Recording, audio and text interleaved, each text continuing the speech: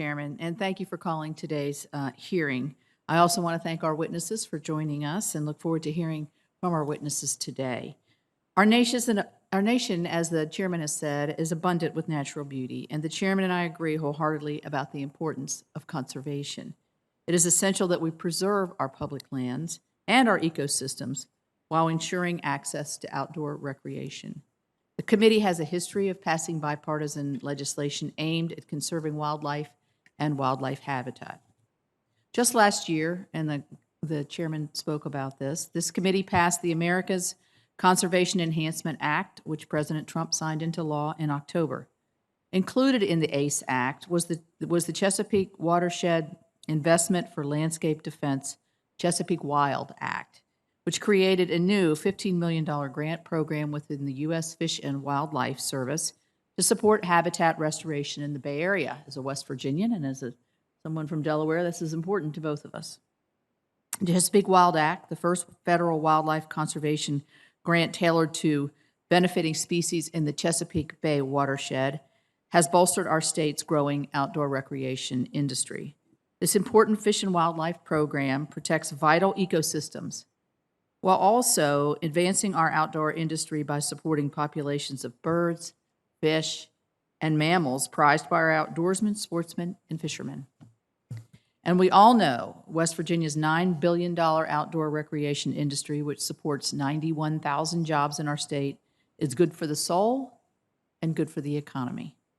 Our anglers and sportsmen, in turn, find conservation through Pittman-Robertson Act programs backed by the federal excise taxes on ammunition and fishing tackle. This creates a virtuous cycle. Improvements to our national heritage encourage more people, including sportsmen, to get out and enjoy the great outdoors, leading to more investment in conservation. Enhanced biodiversity from this cycle also benefits other sectors, such as agriculture, by supporting species that benefit mankind in more direct ways, such as pollinators or predators that eat pests. Beyond our committee, the Great American Outdoors Act, which I co-sponsored, was enacted last Congress and will provide investments in our public lands and to address their maintenance backlogs. These investments will yield benefits for ecosystems and free up other tax dollars otherwise spent by the National Park Service, the Forest Service, and other federal public agencies on addressing the federal maintenance to address priorities such as wildlife conservation. West Virginia is known for being wild and wonderful, and our state is blessed with abundant natural resources, from forests to mountains to rivers and to lakes. To showcase our state's natural beauty, I worked to redesignate the New River Gorge National River to become a new national park and preserve. Working with local leaders, our hunters and fishermen, economic development folks, and small business owners, we were able to craft a bill that gives the New River Gorge the recognition it deserves while preserving historic hunting and fishing rights. I'm proud to say that President Trump signed that bill into law last year, and I'm also thrilled to be sharing this part of almost heaven with the rest of the world for generations to come. Biodiversity is intrinsic to the natural beauty of our nation, and habitat conservation is key to healthy biodiverse ecosystems.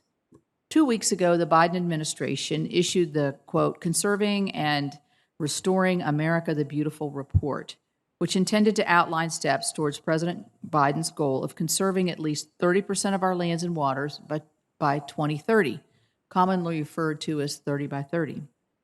However, the 24-page document included very few details as to how we can achieve President Biden's ambitious goal.